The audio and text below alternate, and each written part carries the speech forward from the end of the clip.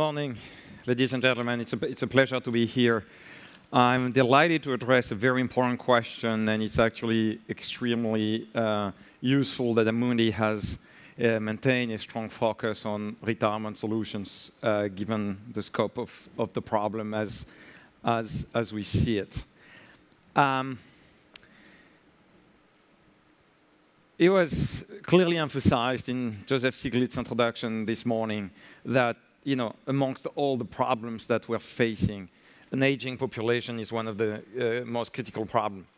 So the problem is actually extremely substantial, and that's a unique opportunity for the investment industry as a whole to group together and try and make an impact. So we're talking again about useful finance, useful for having green investing and an impact on the world at large, but now we're talking about useful finance in the sense of the pension crisis.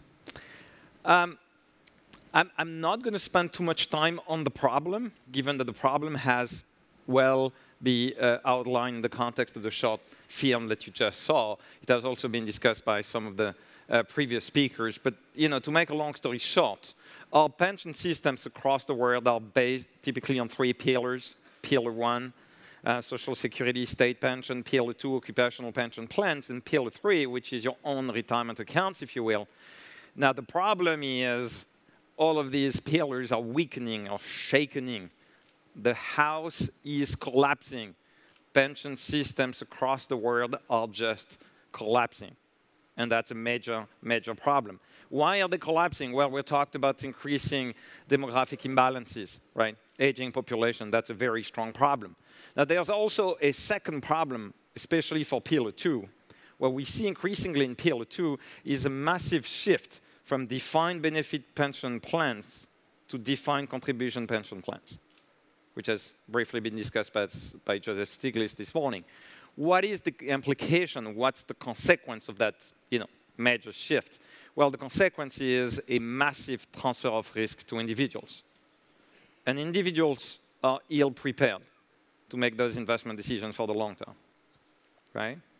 Now, as a conclusion of all of these trends, there's an increasing inadequacy risk. In other words, the risk that retirees will end up being short of income when living through the different stages of retirement. This risk is increasing in a substantial manner. Well, so that's the problem. The problem is the house is burning, and we need to do something about it. Okay, so what do we do when we're looking at a house and the house is on fire? Well, I guess, something that makes sense is why don't we call the firefighters, right? That's their job, to kind of cure those problems. So, well, let's call them. Oh, we've got a problem. The firefighters are busy. Well, they are around us, but they are busy. Some of them are busy playing games, which is kind of fun, and playing with their toys, but they are not exactly, addressing the problems at hand. So what I'm saying here is existing products, both on the insurance side and the investment management side, existing products actually fall short of meeting the objectives. So what's wrong about them? What's the problem with existing products? Well, okay, let's start with insurance products. I'm talking about annuities here. Well, when you think about annuities, you actually think about security. I mean, we've got a little cartoon image here of somebody sleeping on a pile of cash under their mattress. We all know it's a wrong way to go about investing, right? And this guy is having nightmares because he kind of intuitively feels that cash or short-term bonds, they don't give you the security that you need, okay? What is it that's going to give you the security that you need? Well, you look at the man, beside him. He's sleeping peacefully. And on the drawer, if you can see, there's a little note that says annuity. This guy has acquired an annuity. And an annuity is great because an annuity is going to provide him with replacement income throughout retirement. Okay? So, sounds good. Sounds like annuity is a useful product for retirement in the sense of giving security. So what's the problem with the annuity, and what's the missing component? Well, annuity gives you security, but you're losing flexibility. You're losing freedom. There's no liberty. In other words, an annuity is a mostly irreversible decision. You can't get back unless at the cost of very high surrender charges. And also, inability to transfer your wealth whenever you pass away to your inheritance. Okay? Now, we have a name for that. How do you call a situation where you have security but no liberty? Well, there's a great quote, very simple quote from Benjamin Franklin, said many things about liberty and security. But one of the things he said, well, yeah, we have a name for security without liberty. We call that prison. We call that jail. Okay? So here is the problem. And the problem is, unless heavily incentivized from a tax perspective, or unless being forced upon individuals, annuity is not it's not an option that is actually well accepted by individuals. I mean, take a look at the example of the UK. 2015, we went for freedom of choice. The percentage of people owning annuities went down from 100% when there was forced annuitization to something like less than 10%. It's whatever, 7 or 5%. Okay? So what we're seeing is people are not necessarily willing to lose their freedom. Okay, so what do we do then with our pot of money that we save for retirement? Well, we move away from annuities and we go to investment freedom. And there's something good about investment freedom, which is flexibility. Okay? Okay, great. So why don't we do that? Well, here is the problem. Now we are free to enter a wild world, which is the jungle of investment products. And think about how many of those you can find. The balance funds, the drawdown funds, the target date funds, and the cattle guarantee funds, and whatever, right? And all of these products are populating the jungle of investment products. And from an individual perspective, or even from a defined contribution pension plan perspective, it's kind of unclear how well or how poorly those products are fit, are suitable with respect to the main goal, which is generating replacement income. Okay, well, let's take a look at target date funds, right? Target date funds are most often used as default options in DC plans and in retirement context. And these target date funds, they have this convenient glide path where when you're younger, you start with a high allocation to equity so as to harvest the equity risk premium, as was explained in the short video. And then as you get closer to retirement date, we're kind of securing. We're securing by investing in short-term bonds. So allocation to equity goes down, allocation to short-term bonds goes up. Okay? That's great because it's flexible. Okay? At any point in time, you can get out and exit the strategy and, so you have full flexibility. Now, are we really safe when approaching retirement? Well, not exactly. Remember what we said about investing our retirement part in cash and short-term bonds. We said that's highly unsafe. What was safe was kind of annuity paying, replacement income. Short-term bonds are extremely unsafe. So we think we are securing investors and individual retirement money, and we're doing this from an absolute return perspective. Volatility of their portfolio goes down. But who cares about volatility of their portfolio?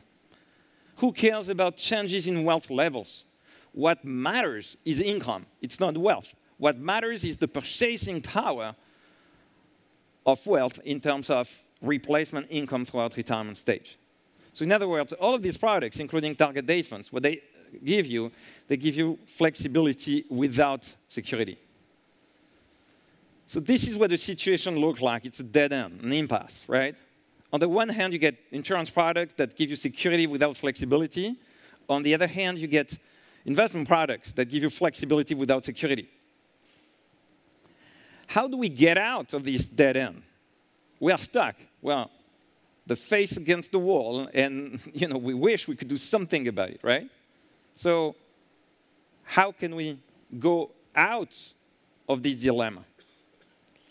Well, there's a concept that was born in the job market in Denmark. That concept was Flexicurity.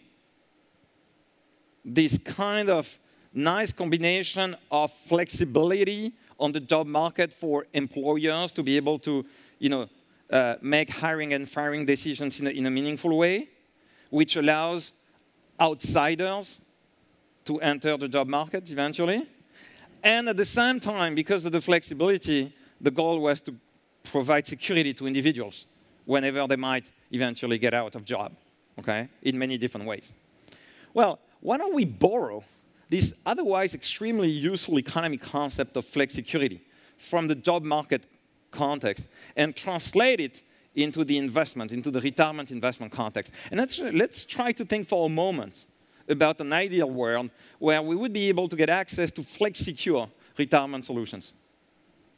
Let's try and make finance useful again. Okay, what do they look like? What are the key properties of flex-secure investment solutions? Well, let's start with looking again at our needs, our goals, which should always be the starting point, right?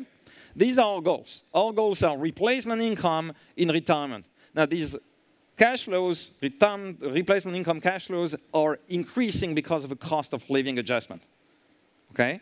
So we need cash flows from date of retirement until the date when we pass away.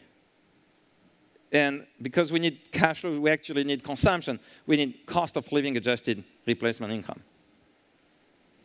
Okay? And unfortunately, the date of death is uncertain.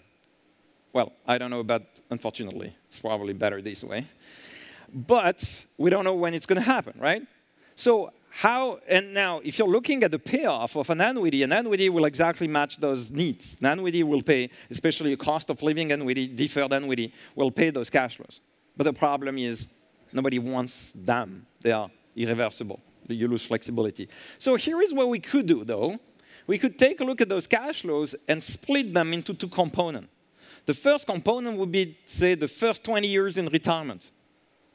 And for the first 20 years in retirement, you're not so much concerned about outliving your assets, right? About late life longevity risk. You're not concerned that you might live 100 years and later, right? I mean, you're going to live for the next 25 years.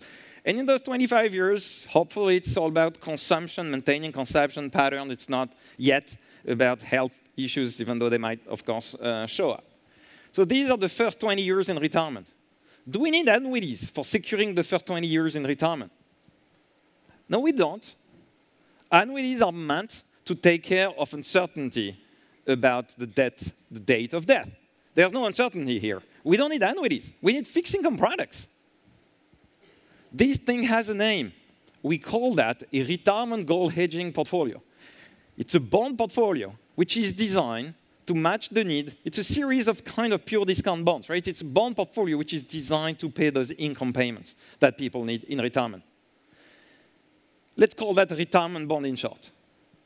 And some of us in academia, including my colleague Bob Merton at MIT and myself and others, are writing papers in Le Monde, in The Economist, Financial Times, and other places where we're trying to encourage for, a higher interest in the issuance of those retirement bonds.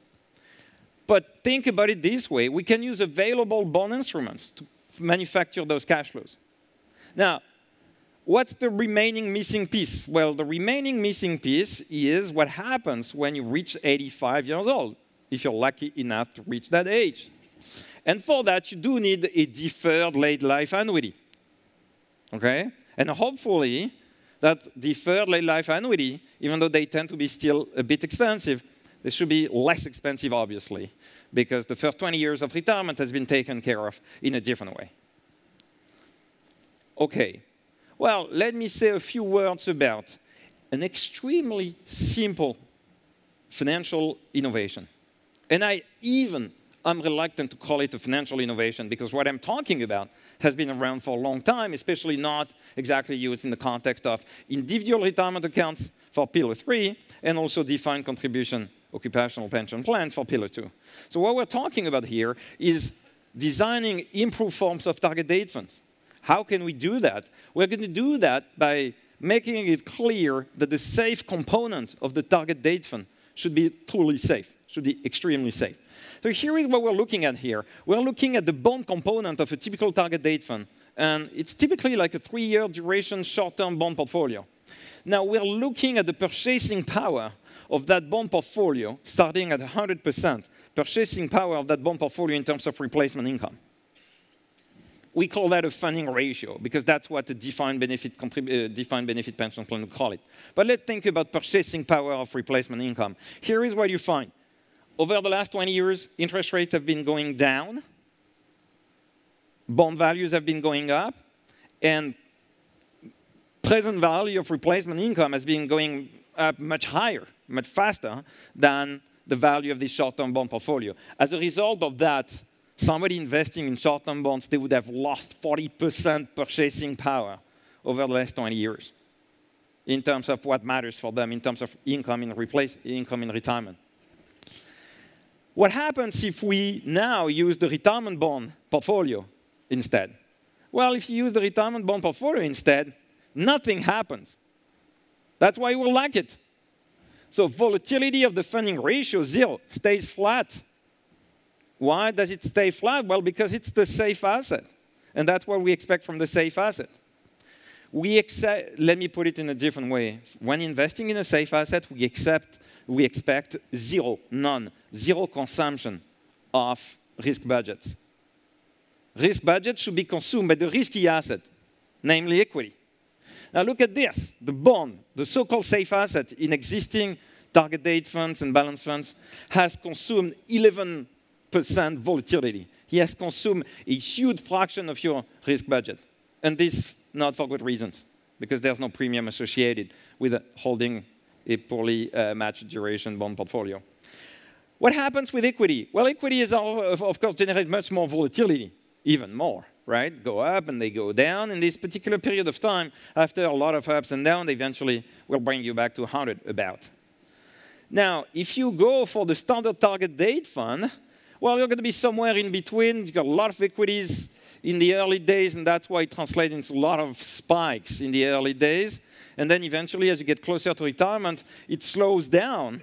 But it doesn't slow down as much as you'd like, because you're not using the proper safe asset. You're using the short-term bond portfolio. What if you're now instead using a better an improved form of target date fund, a better forms of target date fund? Well, that improved form of target date fund, because it's based on the retirement bond portfolio, on the proper safe asset. It's like an annuity, but just for the first 20 years in retirement. Give you much more security. Much lower spikes, especially right by the end. Okay, good. Now, how about we look at the short-term losses? How bad can things happen over a one-year period of time? Well, as you can see, with the standard target date fund, you can lose more than 20% purchasing power over a given year. Now, those given years is, of course, 2008 or the burst of the pension of the tech bubble, right? When equity markets go down big time. And at the same time, actually, interest rates were also going down. So that was the perfect storm of adverse market conditions. Values of replacement income was going up. Now, as you can see, with the improved target date fund, simply based on a better safe asset, well, then the losses, the maximum losses are lower. Well, they are lower, but in some cases, like 2008, they actually exceed 20%, which is a lot, losing 20% worth of replacement income over a single year worth of investment. Well, that's why, we came up with financial engineering, right? Financial engineering has been used by some. It's just like Star Wars. You get, the dark side of the Force and the bright side of the Force, right?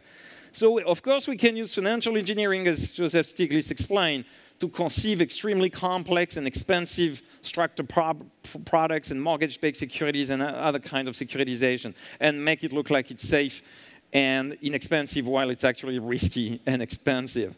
But there's a much better use of financial engineering. You can actually use financial engineering to secure a maximum loss, to prevent the loss of your portfolio. So in those two examples, we have secured these flexible retirement solutions so that the maximum loss would be, say, 20%, or so that it would be, say, 10%. Well, of course, in these periods of time, especially when equity market is not doing so well, having access to that kind of security will eventually turn out to lead to increases eventually in terms of more replacement income. Of course, that's only one scenario. But what's going to be working on any scenario, regardless of the time period, what's extremely robust, is the fact that when we are going safe, we actually need to be truly safe.